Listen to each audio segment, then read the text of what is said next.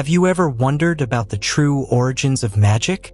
Journey back in time with us as we uncover the hidden history of sorcery and spells, tracing their evolution from ancient rituals to modern practices. The world is filled with secrets, and some of the most intriguing are hidden in plain sight. Discover the forgotten stories of sorcery and spellcasting, and learn how these powerful tools have shaped the course of history. Get ready to have your perception of magic challenged. In this video, we'll explore the fascinating evolution of sorcery and spells, revealing how they've influenced everything from culture and belief systems to the rise and fall of civilizations. The practice of sorcery is as old as civilization itself. Long before it was labeled heresy or hidden in shadow, it was an everyday part of life, integrated into medicine, governance, religion, and community. Magic was not merely a matter of superstition. It was a sophisticated system of understanding and interacting with the natural and supernatural worlds. Across ancient Mesopotamia, Egypt, Sub-Saharan Africa, India, China, and the Greco-Roman world, the roots of spellcraft were laid deep into the soil of culture, ritual, and divine knowledge. In the fertile valleys between the Tigris and Euphrates rivers, the ancient civilizations of Sumer, Akkad, Babylon, and Assyria developed one of the earliest known magical systems. In these cultures, magic was not viewed as separate from religion. It was sanctioned and practiced by temple priests, scribes, and healers. One of the most important sources of magical lore from Mesopotamia is the Maklu series, a long collection of incantations and rituals written in Akkadian on clay tablets. These texts were used to counter witchcraft and evil omens. The term Maklu means burning, and the rituals often involved burning effigies or substances to destroy harmful spells or malevolent spirits. In these ceremonies, spoken incantations were combined with symbolic acts, mirroring the universal logic of sympathetic magic, where like effects like. Another key text, the Sorcery series, focused on purification and protection from divine wrath, misfortune, and curses. In Mesopotamian society, illness and disaster were frequently attributed to spiritual imbalance or magical attack, requiring intervention through spells and rites. The gods, particularly Enki, the god of wisdom and magic, were invoked to bring balance and healing. Magic was deeply tied to astrology and divination.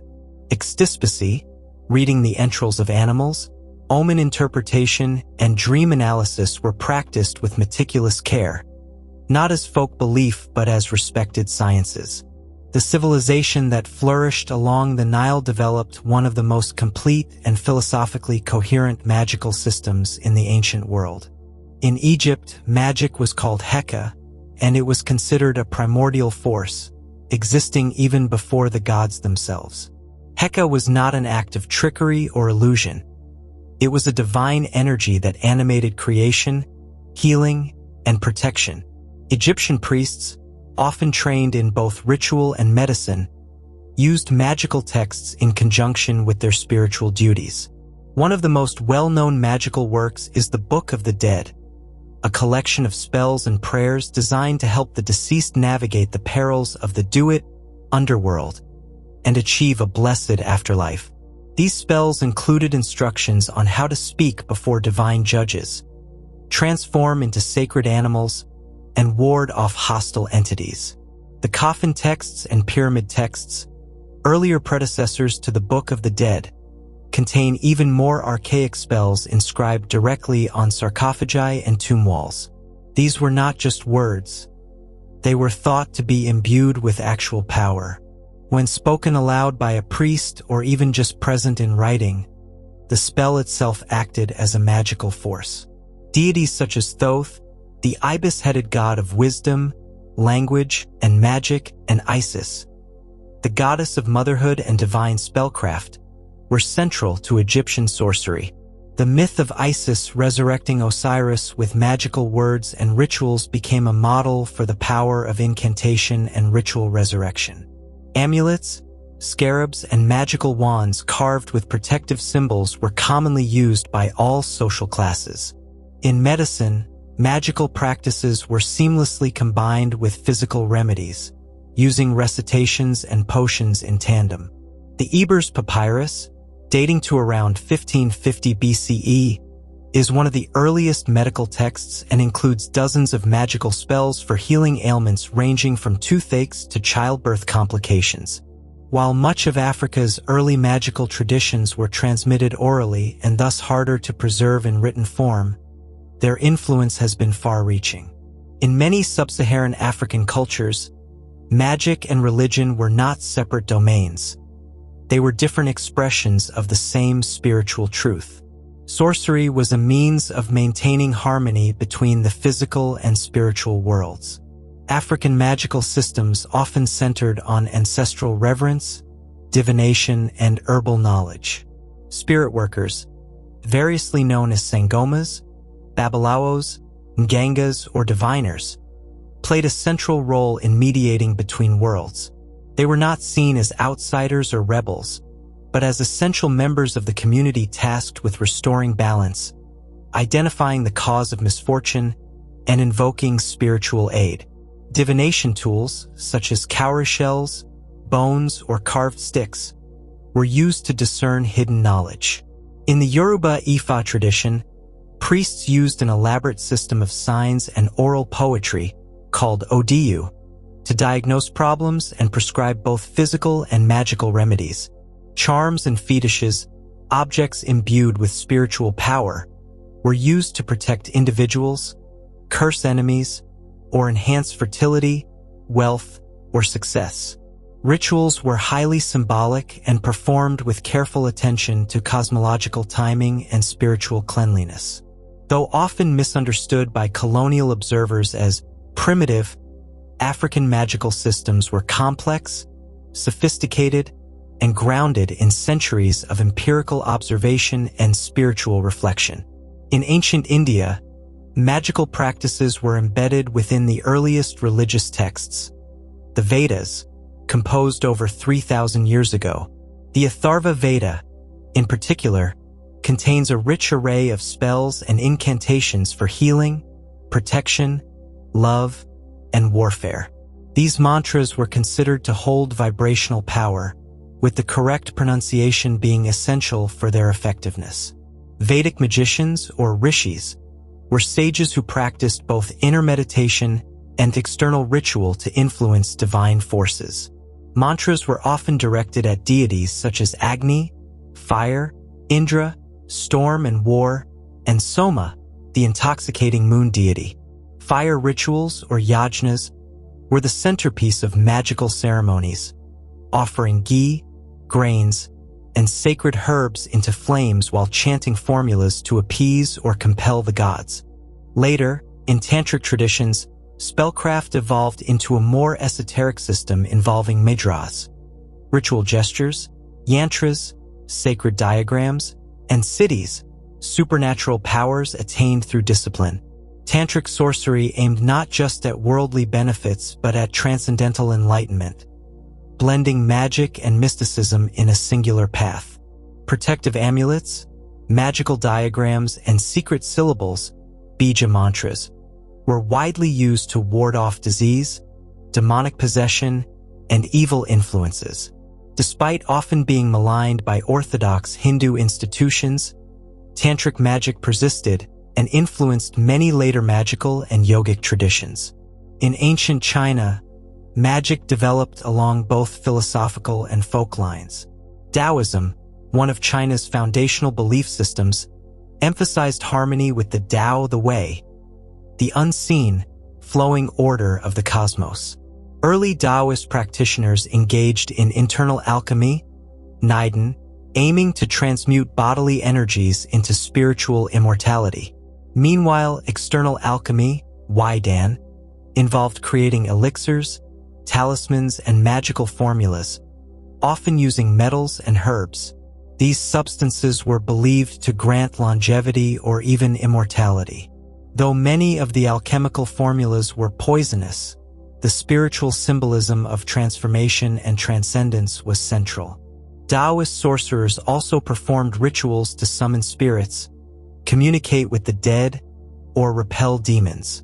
They used sigils, incantations, and magical tools such as swords, bells, and sacred scrolls.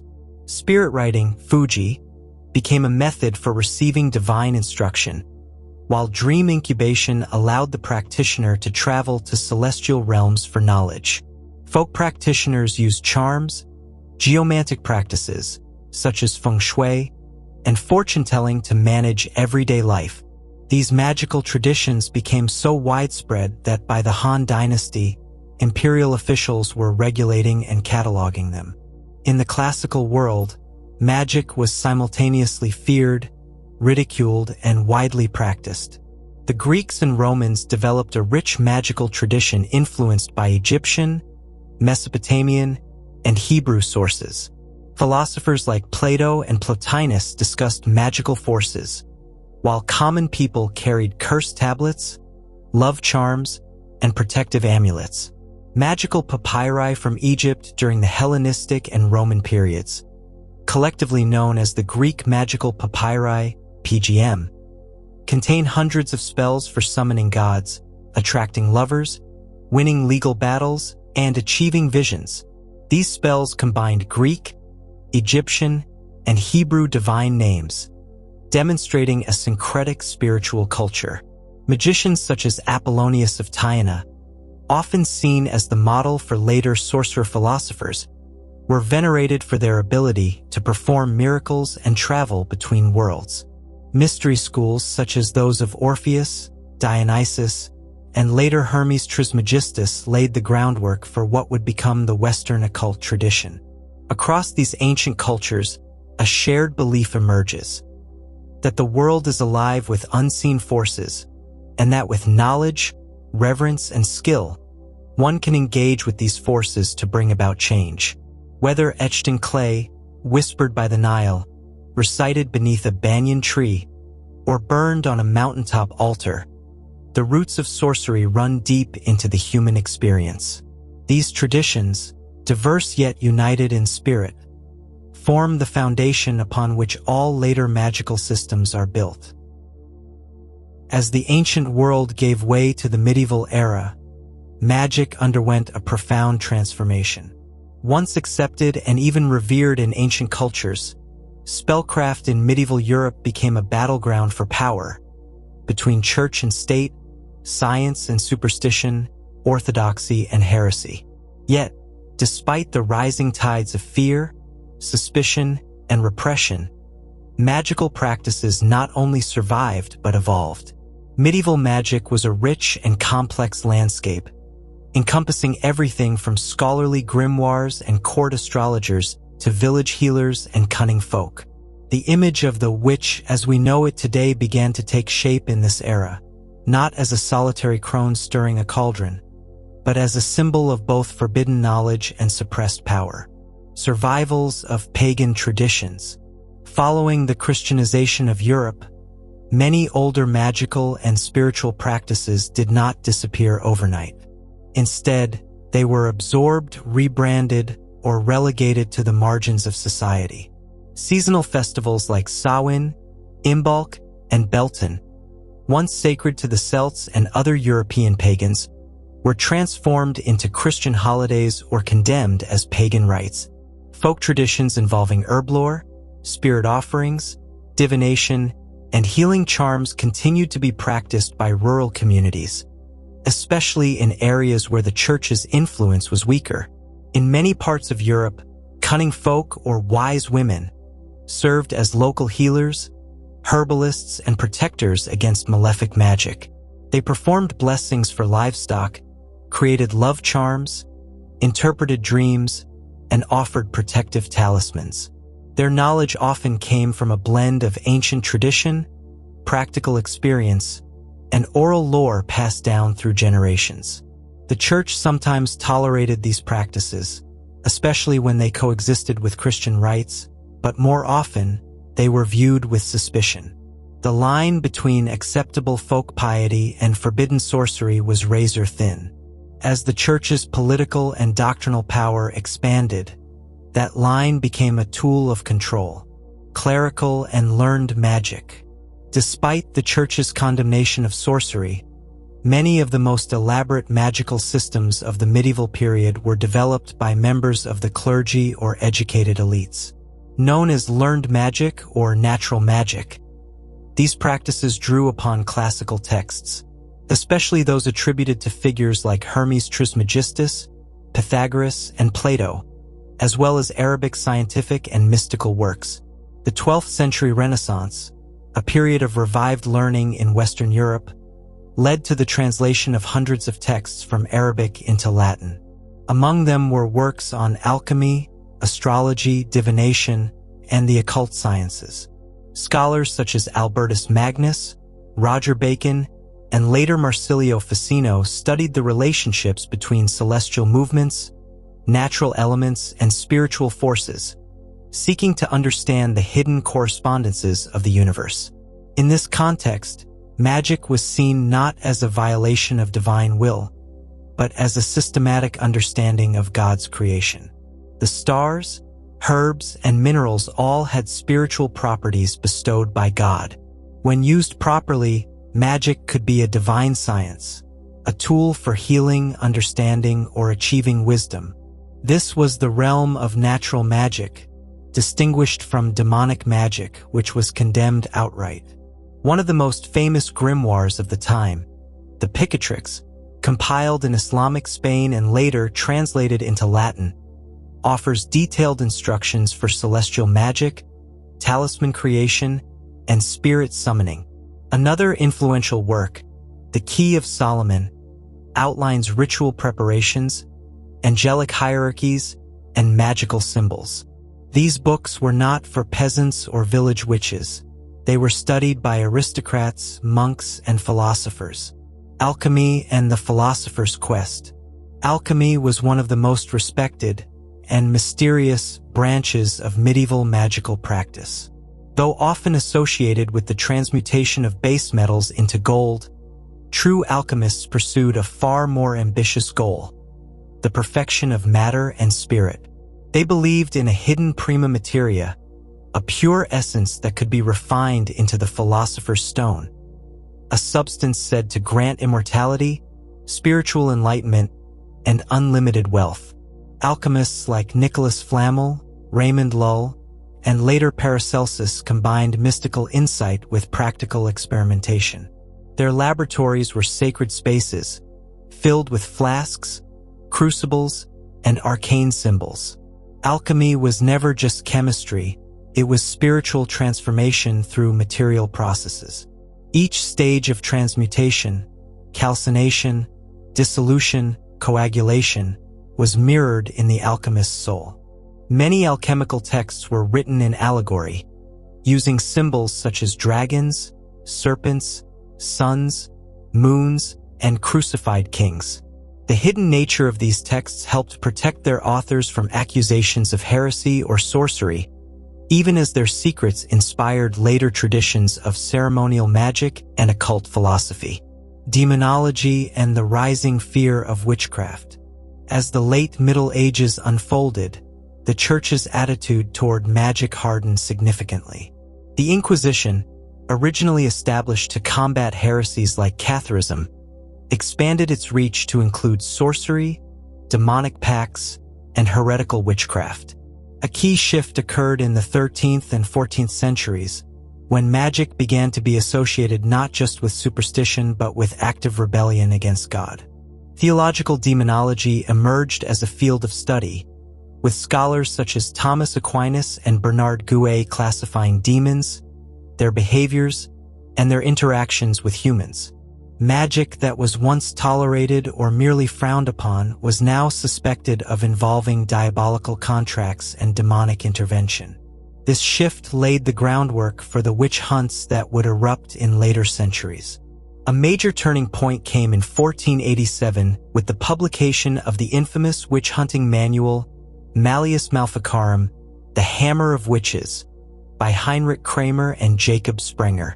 This book asserted that witches, predominantly women, were in league with Satan, engaging in heretical rites, sexual congress with demons, infanticide, and sabotage of Christian sacraments. Though widely criticized by scholars of the time, the malleus gained traction in the early modern period and contributed to the moral panic that would fuel witch trials across Europe. It reinforced deeply patriarchal views of women as morally and spiritually weak, especially widows, midwives, and healers who operated outside patriarchal institutions. Ritual magic and the grimoire tradition.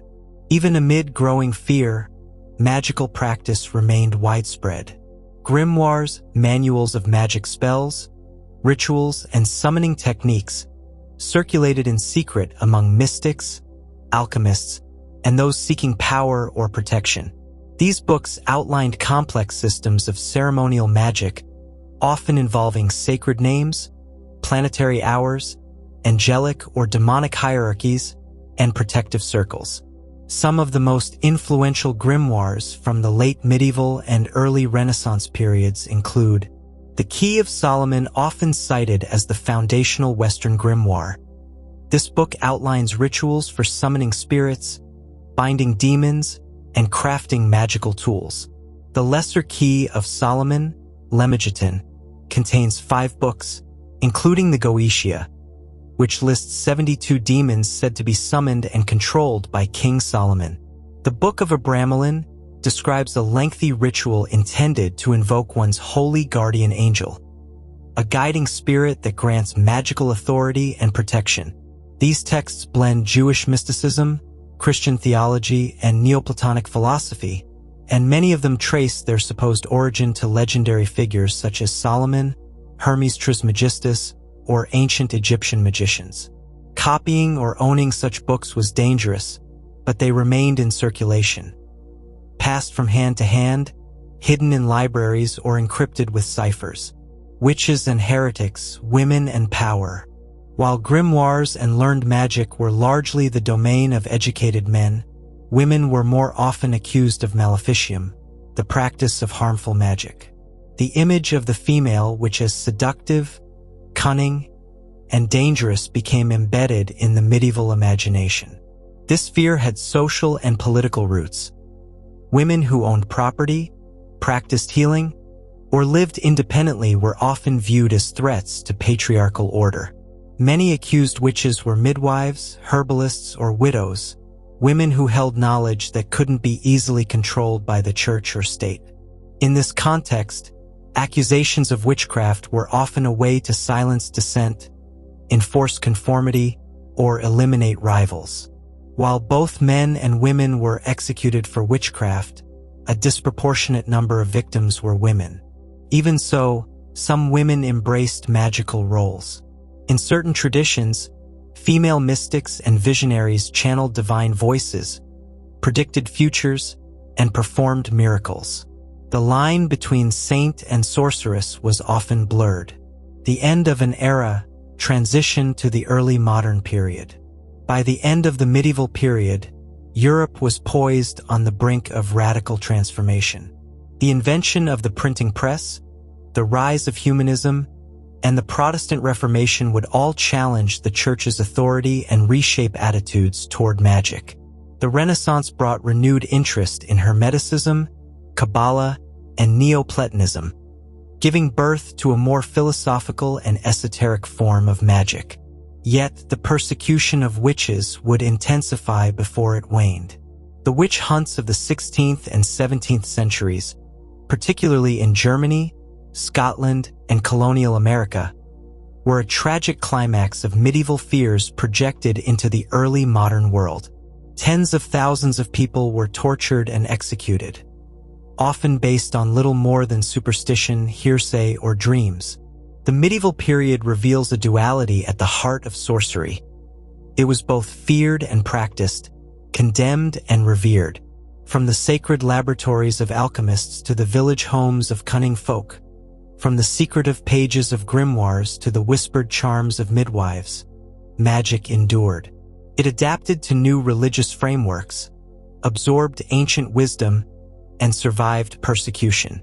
The roots of modern occultism, witchcraft, and magical spirituality lie deep within this complex and often contradictory era. The Renaissance, often celebrated as the age of humanism, scientific curiosity, and artistic flourishing, also marked a profound resurgence of interest in the mystical and magical. As Europe emerged from the medieval era, a wave of intellectual freedom and cultural revival swept across the continent. In this new climate, magic was not merely tolerated, it was studied, systematized, and even celebrated as a legitimate path to understanding the universe. The Renaissance occult revival reawakened ancient esoteric traditions, birthed new systems of magical philosophy, and laid the foundations for many modern occult movements. At the heart of the Renaissance was the humanist conviction that humanity could reach its highest potential through the study of classical texts, the natural world, and the inner self. This return to ancient sources wasn't limited to philosophy or art. It extended deeply into spirituality and magic. Renaissance thinkers scoured Greek, Roman, Egyptian, and Arabic texts for lost wisdom, seeking truths obscured by time and dogma. To many scholars of the time, magic was not superstition, but a sacred science, an expression of divine order embedded in the cosmos. Human beings were seen as microcosms, mirroring the greater universe in miniature. To understand nature, then, was to understand God's creation and one's own soul. This perspective encouraged the revival of Hermeticism, Neoplatonism, and Kabbalah, systems that emphasized the unity of spirit and matter, and the possibility of divine ascent through knowledge and ritual. One of the most significant sparks of the occult revival was the rediscovery of the Hermetic corpus, a collection of mystical writings attributed to Hermes Trismegistus.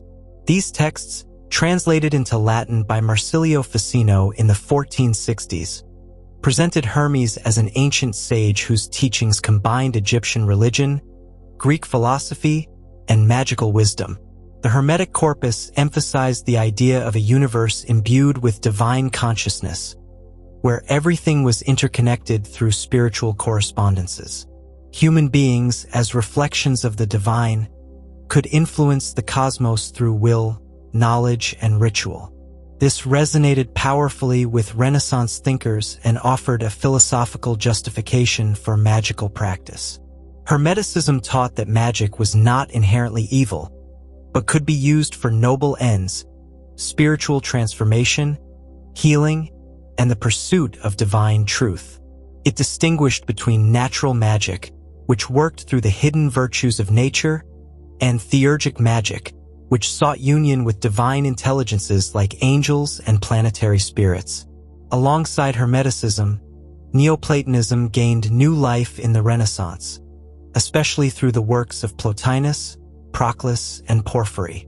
Neoplatonic philosophy taught that reality emanates from a single, unknowable source, the One, and that all existence is connected through a hierarchy of being.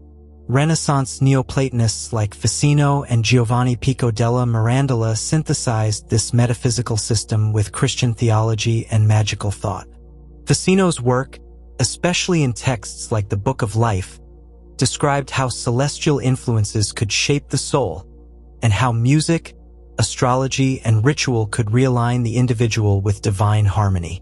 Pico, often called the Prince of Philosophy, attempted to unify all schools of thought, Christianity, Kabbalah, Hermeticism, Aristotelianism, into a single coherent vision. In his 900 Theses, he defended magic and Kabbalah as ancient, sacred sciences capable of revealing divine truths.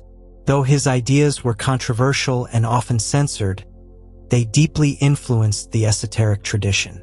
One of the more unexpected currents in the Renaissance occult revival was the adoption of Jewish Kabbalah by Christian scholars. Kabbalah, originating in medieval Spain and Provence, offered a symbolic system for understanding creation, divinity, and the soul's journey.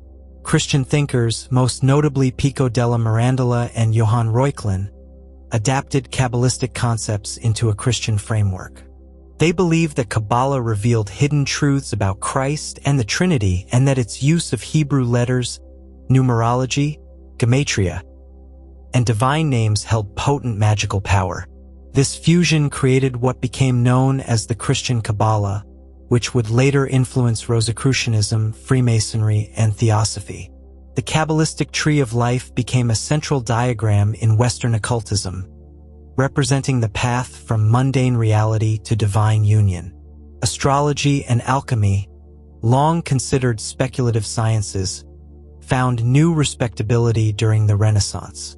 Influenced by both classical and Arabic sources, Renaissance astrologers saw the stars not as distant objects, but as spiritual forces shaping human destiny. Figures such as Johannes Kepler and Tycho Brahe were respected astronomers and astrologers, embodying the period's seamless blend of science and mysticism. Alchemy, too, underwent a transformation. While still focused on material transmutation, Renaissance alchemists emphasized its spiritual dimensions. The philosopher's stone, they believed, was not just a substance that turned lead to gold, but a symbol of personal enlightenment and divine perfection. Alchemical imagery, moons, suns, serpents, crucibles, became metaphors for inner transformation. Perhaps the most renowned figure of Renaissance alchemy and natural magic was Paracelsus, 1493 to 1541. A physician, astrologer, and alchemist, Paracelsus challenged the medical establishment by emphasizing the importance of spiritual forces in healing. He argued that illnesses had metaphysical causes and that certain herbs, minerals, and rituals could restore harmony between body and spirit. The Renaissance also saw the refinement and proliferation of grimoires, or magical handbooks. These books combined ceremonial magic, angelic invocations, astrology, and Kabbalah into complex systems of spiritual work. Many Renaissance grimoires drew upon medieval sources, but added new layers of symbolism and cosmology. Some of the most influential include the 3 books of occult philosophy by Heinrich Cornelius Agrippa, 1533. This encyclopedic work synthesized Hermeticism, Neoplatonism, Kabbalah, and astrology into a comprehensive theory of magic. Agrippa argued that the universe was held together by spiritual correspondences, and that the magician, properly trained, could harness these for noble purposes. The Arbatel of Magic, 1575, a Christian grimoire focused on angelic wisdom. The Arbatel offered prayers and rituals for contacting benevolent spirits and increasing divine knowledge.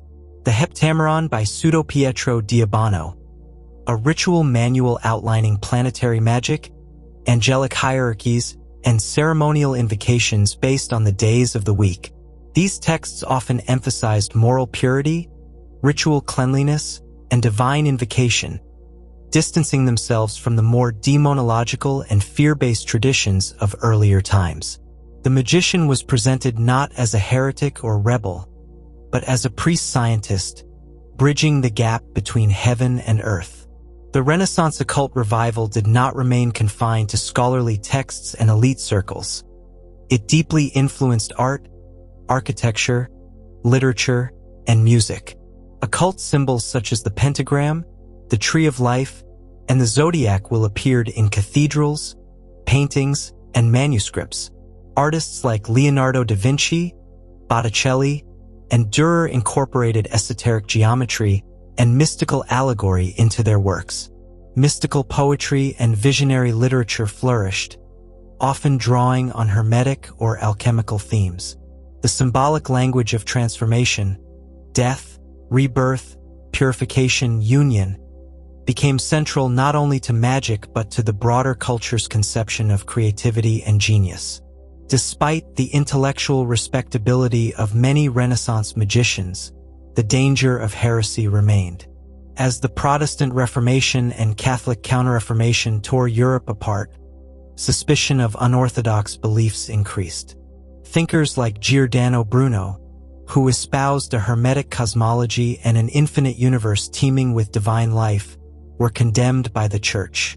Bruno was burned at the stake in 1600, not necessarily for practicing magic, but for promoting a mystical worldview that challenged ecclesiastical authority. Others, like John Dee, the English mathematician, astrologer, and advisor to Queen Elizabeth I, walked a fine line between legitimacy and danger. Dee, along with his medium Edward Kelly, claimed to communicate with angels and receive messages in a divine language, Enochian. Though Dee remained respected in some circles, his magical work was viewed with deep suspicion. The Renaissance occult revival profoundly shaped the Western esoteric tradition. Its blend of spiritual inquiry, symbolic systems, and philosophical magic laid the groundwork for later movements such as Rosicrucianism, Freemasonry, the Hermetic Order of the Golden Dawn, and modern Wicca.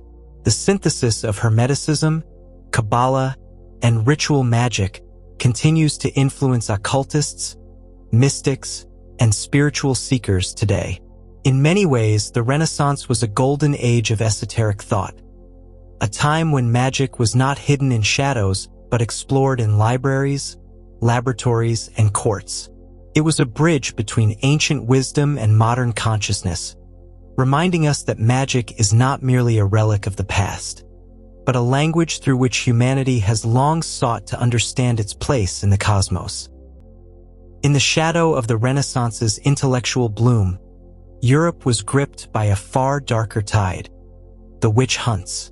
Between the 15th and 18th centuries, tens of thousands of people, mostly women, were accused, tortured, and executed for practicing witchcraft. This brutal chapter in history represents one of the most intense periods of religious persecution in the Western world, where fear, superstition, and institutional power converged to create a wave of terror across continents. The witch hunts were not merely about sorcery or spells. They were deeply rooted in anxieties about heresy, gender roles, social control, and the perceived struggle between divine order and demonic chaos. Understanding this tragic era requires peeling back the layers of religion, politics, and cultural change that fueled its flames. Theological foundations of persecution. For much of the early medieval period, the Christian Church viewed folk magic and pagan rituals with a mixture of disdain and tolerance. Early Christian theologians like St. Augustine argued that magic was a delusion, an illusion with no real power, and that belief in witches was a remnant of pagan superstition. However, by the 13th century, theological views began to harden.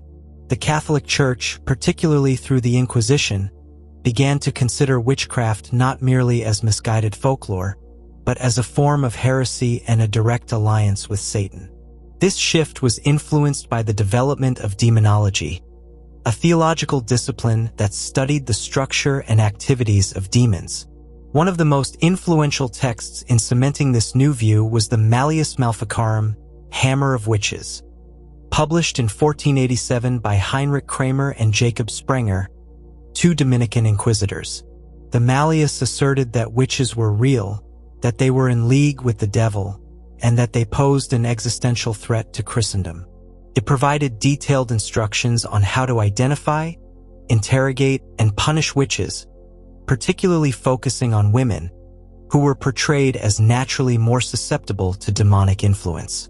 Though the Malleus was condemned by some church authorities at the time, it quickly became the most influential manual for witch hunters across Europe. Its fusion of misogyny, religious fervor, and legal procedure institutionalized the persecution of alleged witches for centuries. Societal fears and cultural catalysts. The rise of witch hunts cannot be attributed solely to theological shifts. Broader cultural, political, and social tensions also played a crucial role. Plagues and pandemics. The Black Death and subsequent outbreaks devastated Europe, killing large portions of the population. In the wake of such suffering, communities sought scapegoats. Witches, accused of spreading disease or cursing crops, became easy targets. Famine and climate change. The Little Ice Age, approximate 1300 to 1850, brought colder temperatures and poor harvests. In an agrarian society heavily dependent on consistent growing seasons, misfortunes were often attributed to supernatural interference. Accusing a witch of blighting the fields or spoiling the weather became a tragically common narrative. Religious wars. The Protestant Reformation and Catholic Counter-Reformation, 16th to 17th centuries, created a climate of religious extremism. Both sides accused the other of heresy and were eager to root out internal enemies. In this climate, accusations of witchcraft were seen as a way to cleanse society of impure elements. Gendered power structures. Most accused witches were women, especially older, widowed, or socially marginalized women. This reflected deep-seated patriarchal fears of female autonomy, knowledge, and sexuality. Midwives, herbalists, and wise women were often targeted for their healing skills and community influence. Legal changes. The transition from ecclesiastical courts to secular ones meant that witchcraft became a criminal offense, punishable by death. New laws across Europe and the colonies allowed for torture, imprisonment, and execution based on flimsy evidence or spectral accusations. Torture, trials, and executions. Once an individual was accused of witchcraft, they entered a nightmarish system designed to extract confessions and confirm guilt, often at any cost. Torture was not only permitted but institutionalized. Accused witches were subjected to methods such as the rack, which stretched the body to the breaking point, thumbscrews and iron boots designed to crush bone, sleep deprivation, often over days or weeks, swimming tests, where the accused were bound and thrown into water. If they floated, they were guilty, water rejected them. If they sank, they were innocent, but likely drowned. Confessions, often extracted under torture, were then used to implicate others, spreading the net of persecution further. Entire villages could be caught up in a wave of hysteria, with neighbor turning against neighbor and familial bonds torn apart. Punishments ranged from public flogging and banishment to burning at the stake, hanging, or beheading, depending on the region. Major witch trials and mass panics. Several infamous witch trials stand as grim testaments to the scale and brutality of the hunts. The Würzburg and Bamberg trials, Germany, early 17th century, among the largest mass executions in Europe. Over 1,000 people were executed in these two cities alone, including children and clerics. The Pendle witch trials, England, 1612, a group of impoverished women from Lancashire were accused of cursing and killing through sorcery. 10 were hanged, and their case remains one of the most detailed records of English witch trials. The Torsacre witch trials, Sweden, 1675, over 70 people, mostly women, were beheaded and burned, making it the largest witch trial in Swedish history. The Salem witch trials, Massachusetts, 1692, the most infamous American witch hunt saw more than 200 people accused, 20 executed, and several others dying in prison. Fueled by religious zeal, personal grudges, and mass hysteria, Salem became a symbol of the dangers of collective fear, resistance, skepticism, and decline.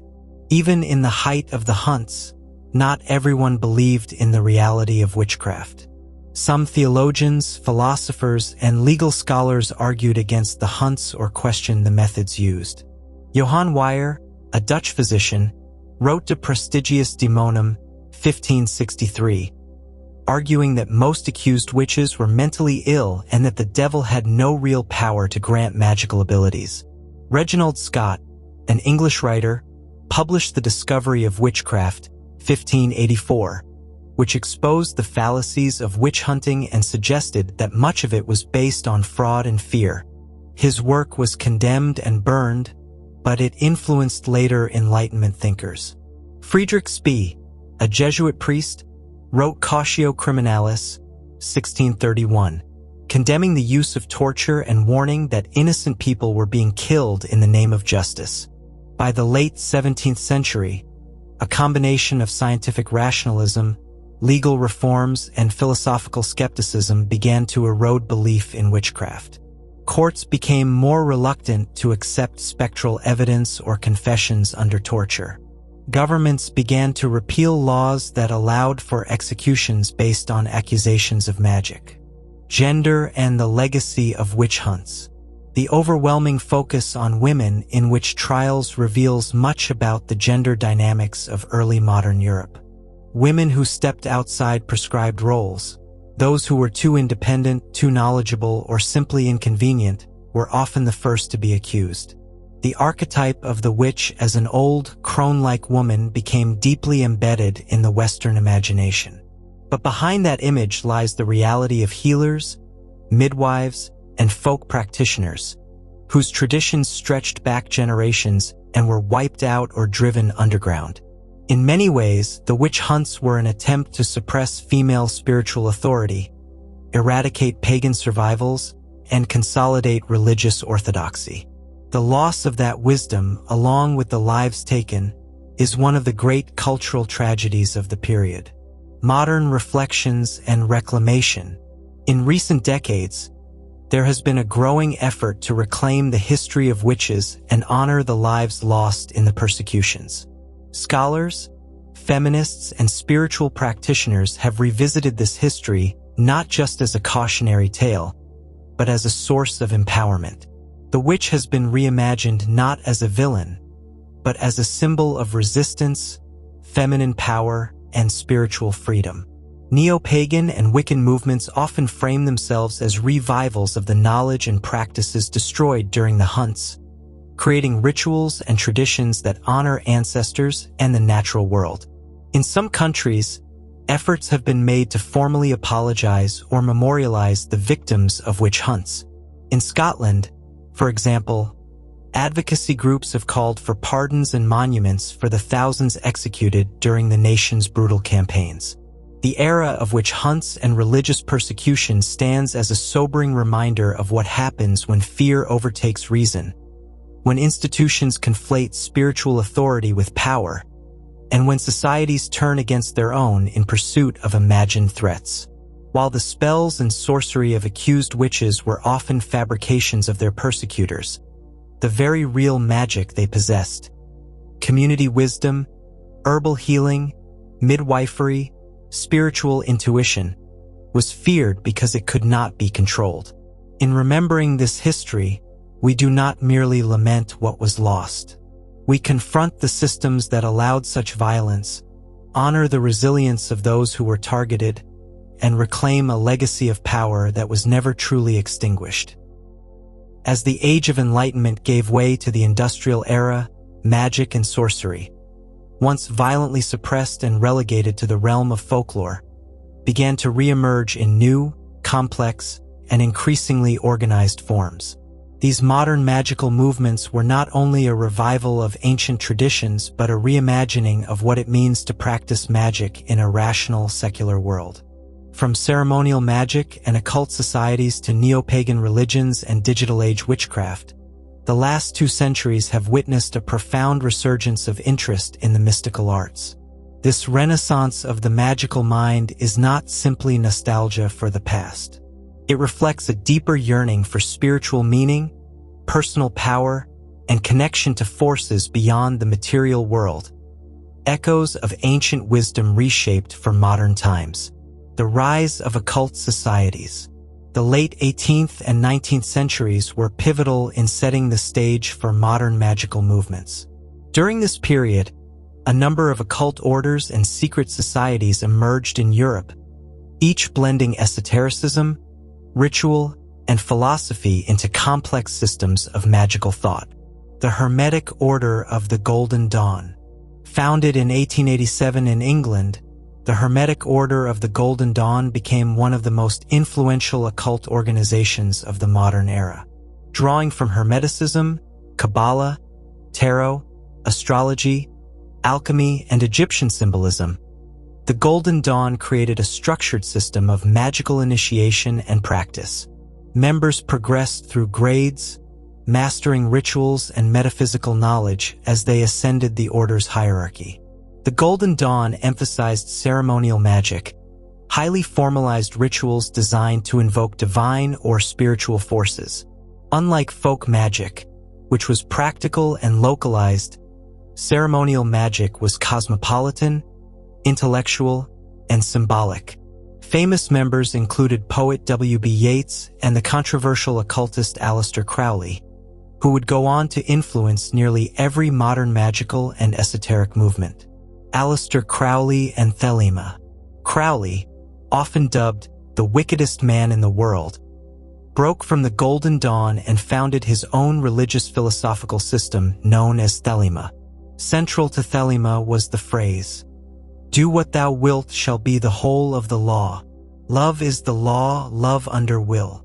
Crowley's writings, particularly the Book of the Law, 1904, emphasized personal spiritual freedom, the pursuit of one's true will, and the use of rituals and magical tools to achieve self-realization.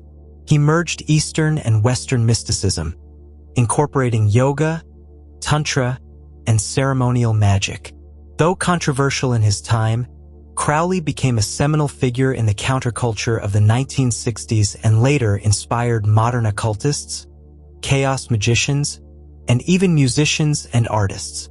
Wicca and the revival of pagan traditions. While ceremonial magic flourished in esoteric circles, another stream of the modern magical revival took root in nature-based spirituality, particularly through Wicca, the most widespread form of modern witchcraft. Gerald Gardner and the birth of Wicca. British civil servant and occultist Gerald Gardner claimed to have been initiated into a surviving coven of witches in the New Forest in the 1930s. In the 1950s, following the repeal of Britain's Witchcraft Act, Gardner publicly introduced Wicca as a modern, initiatory religion inspired by ancient paganism, ceremonial magic, and folklore. Wicca emphasized duotheism, worship of a god and a goddess, the wheel of the year, seasonal festivals, and the practice of ritual magic in sacred circles. Spells, tools like the athame and pentacle, and invocations of elemental forces became key components of Wiccan practice. Wicca also introduced ethical guidelines, notably the Wiccan Rede, and it harm none, do what ye will, and the threefold law, which teaches that whatever one does, good or ill, returns threefold. Spread and variations.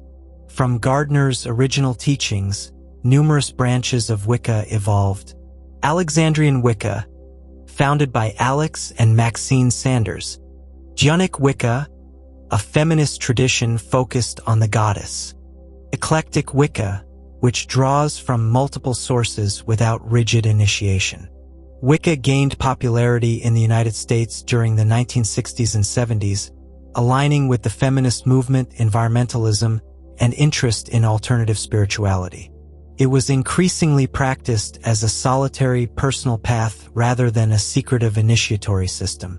Today, Wicca is recognized as a legitimate religion in many countries and is practiced by hundreds of thousands of adherents worldwide. Neo-paganism and Reconstructionist movements.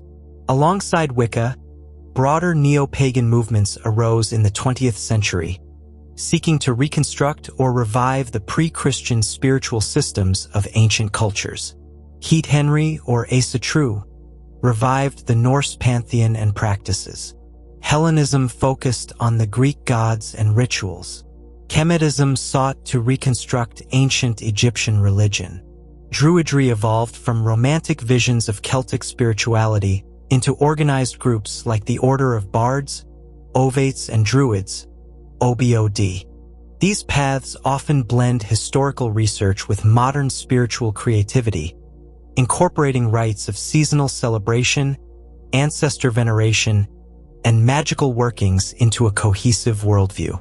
Some are polytheistic, others are animistic or pantheistic. Chaos magic and postmodern sorcery.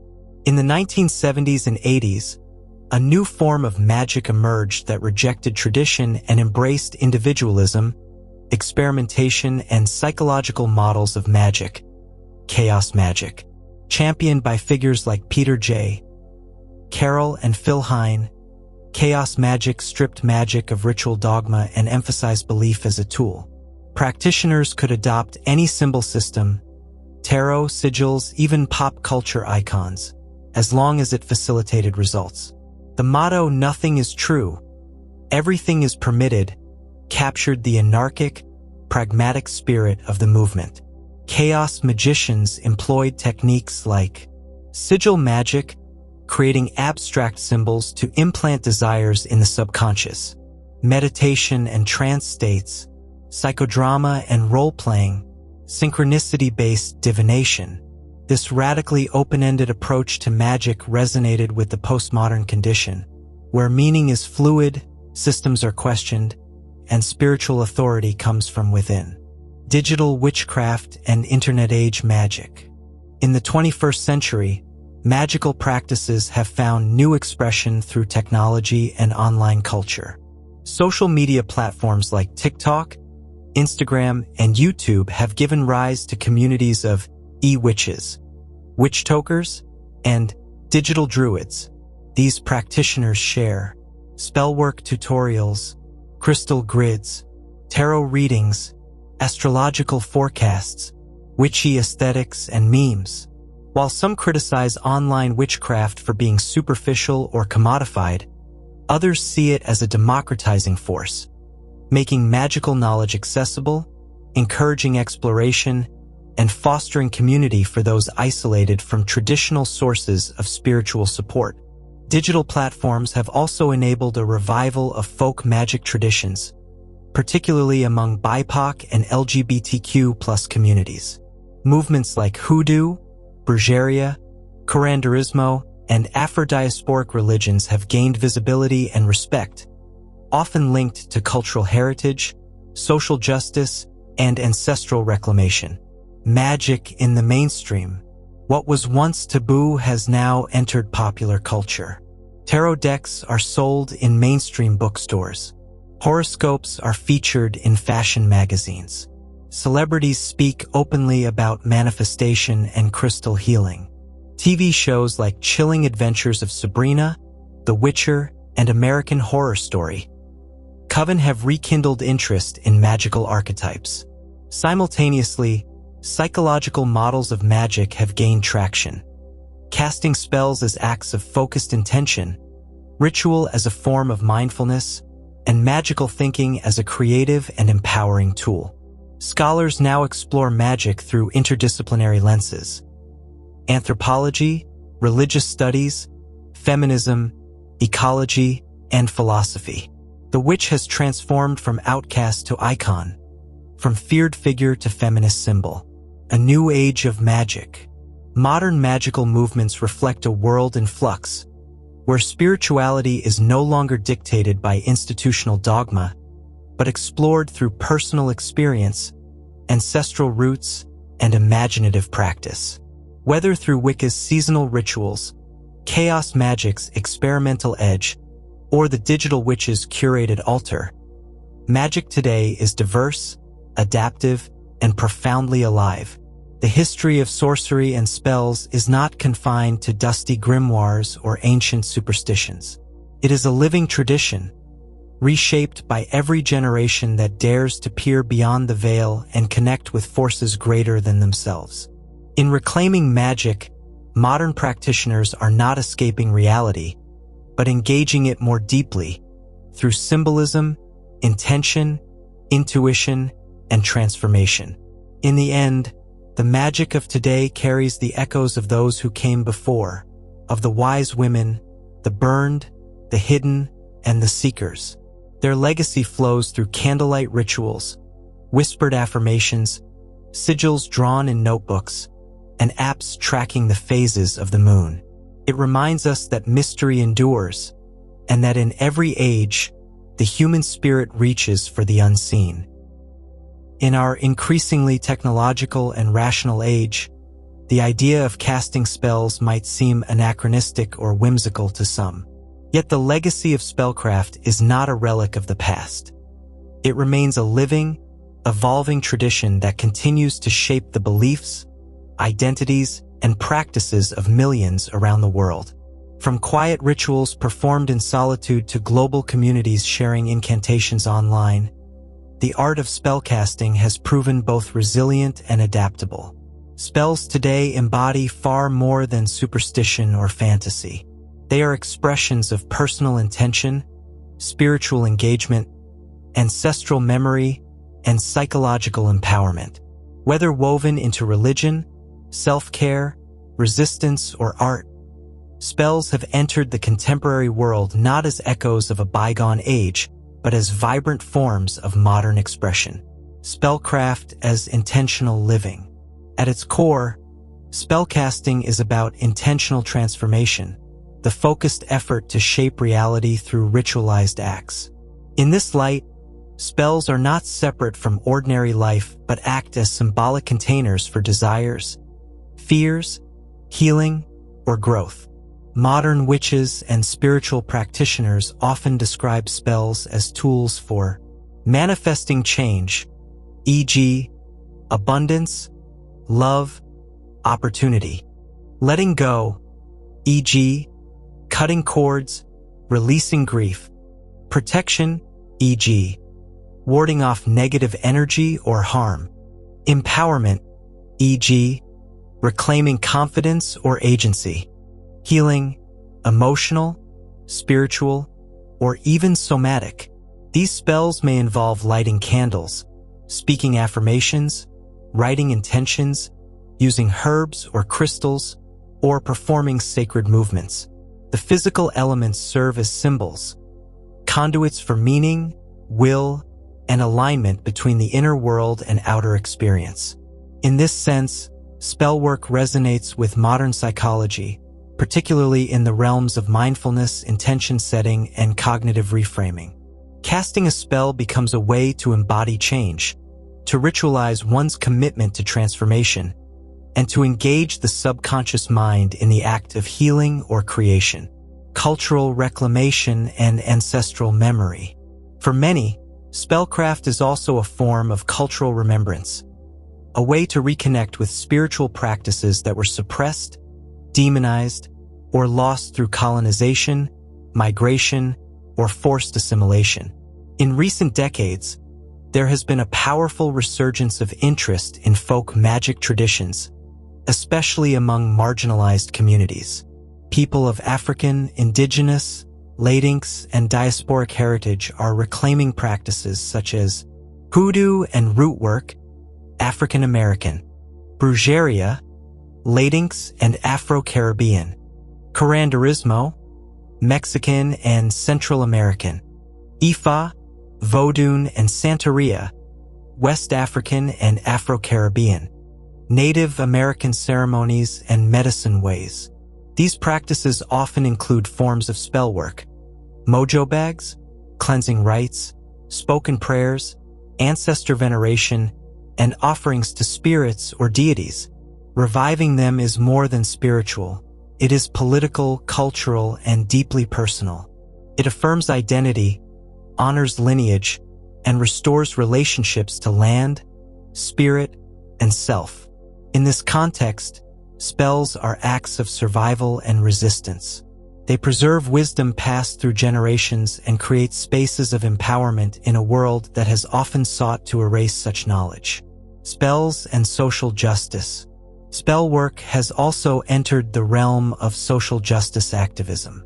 In recent years, witches and magical communities have used rituals and spells as symbolic and energetic tools to support movements such as Black Lives Matter, e.g., protection spells for protesters, environmental activism, e.g., earth healing rituals, reproductive rights, e.g., body autonomy and sacred sexuality rights, LGBTQ plus empowerment, e.g., affirmations for gender expression and acceptance.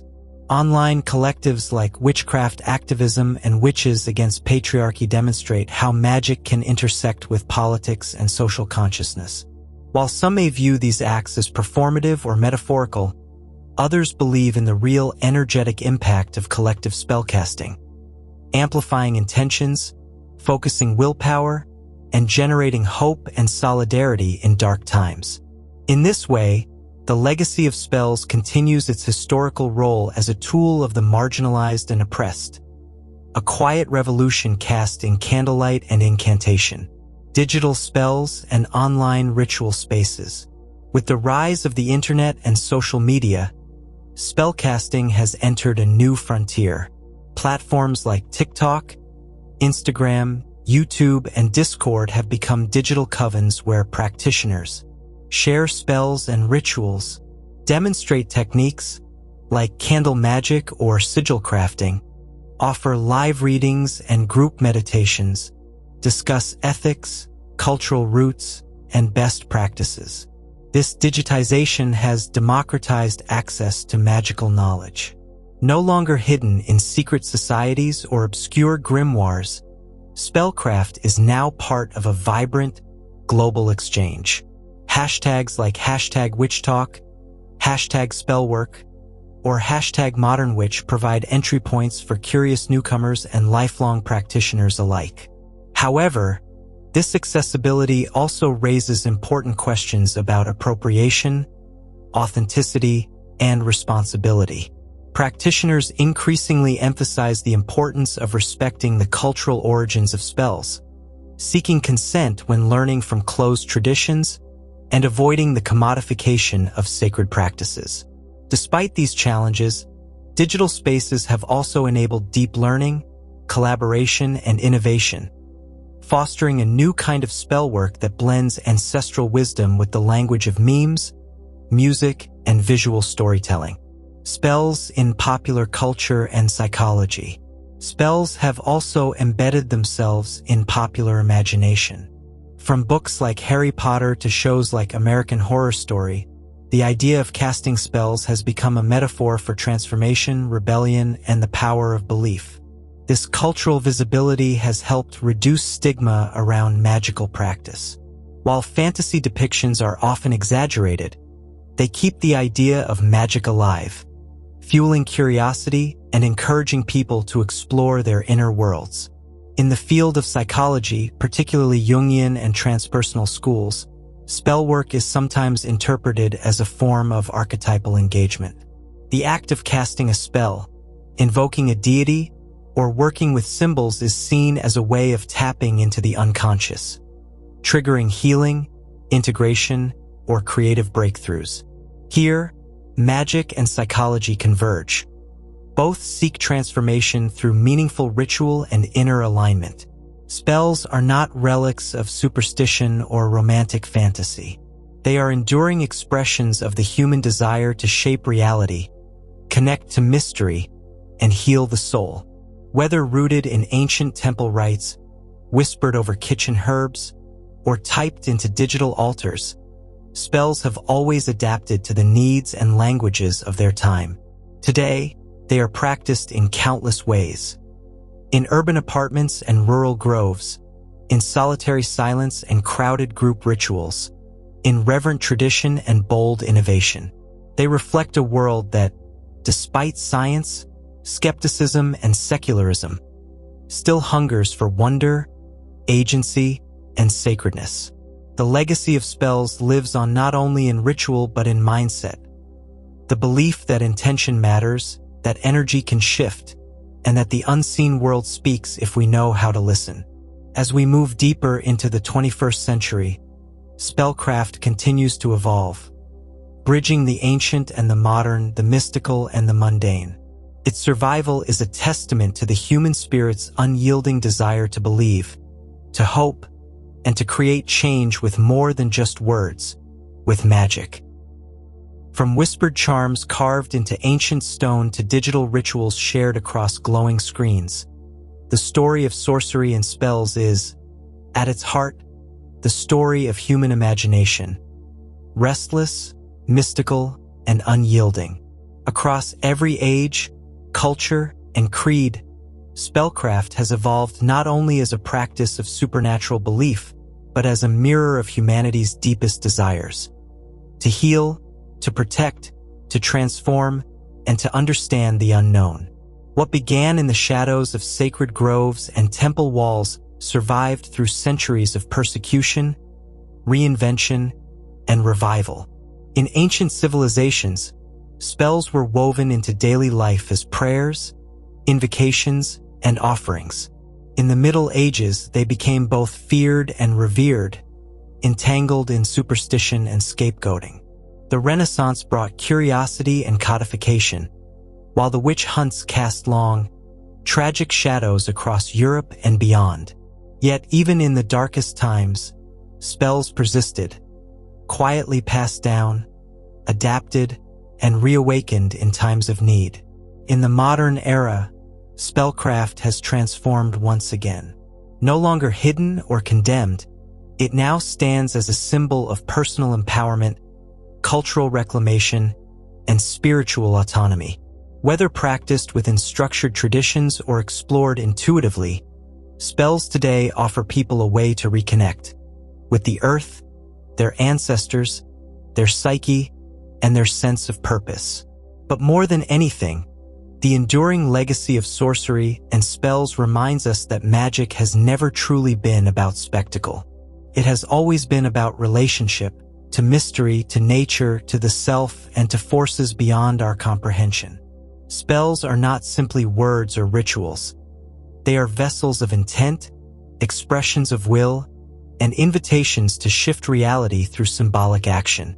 In a world increasingly governed by logic and science, the continued relevance of spellcraft suggests that humans still crave something more, a sense of wonder, meaning, and sacredness in the everyday.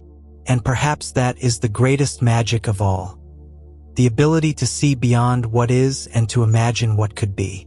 As we look back on this journey through the hidden history of spells, one truth becomes clear. Magic has never truly disappeared. It has only changed form, waiting patiently in the folds of time, in whispered words, in flickering candlelight, ready to be rediscovered by those who still believe in its power. Have you ever wondered about the true origins of magic? Journey back in time with us as we uncover the hidden history of sorcery and spells, tracing their evolution from ancient rituals to modern practices. The world is filled with secrets, and some of the most intriguing are hidden in plain sight. Discover the forgotten stories of sorcery and spellcasting, and learn how these powerful tools have shaped the course of history. Get ready to have your perception of magic challenged. In this video, we'll explore the fascinating evolution of sorcery and spells, revealing how they've influenced everything from culture and belief systems to the rise and fall of civilizations. The practice of sorcery is as old as civilization itself. Long before it was labeled heresy or hidden in shadow, it was an everyday part of life, integrated into medicine, governance, religion, and community. Magic was not merely a matter of superstition. It was a sophisticated system of understanding and interacting with the natural and supernatural worlds. Across ancient Mesopotamia, Egypt, Sub-Saharan Africa, India,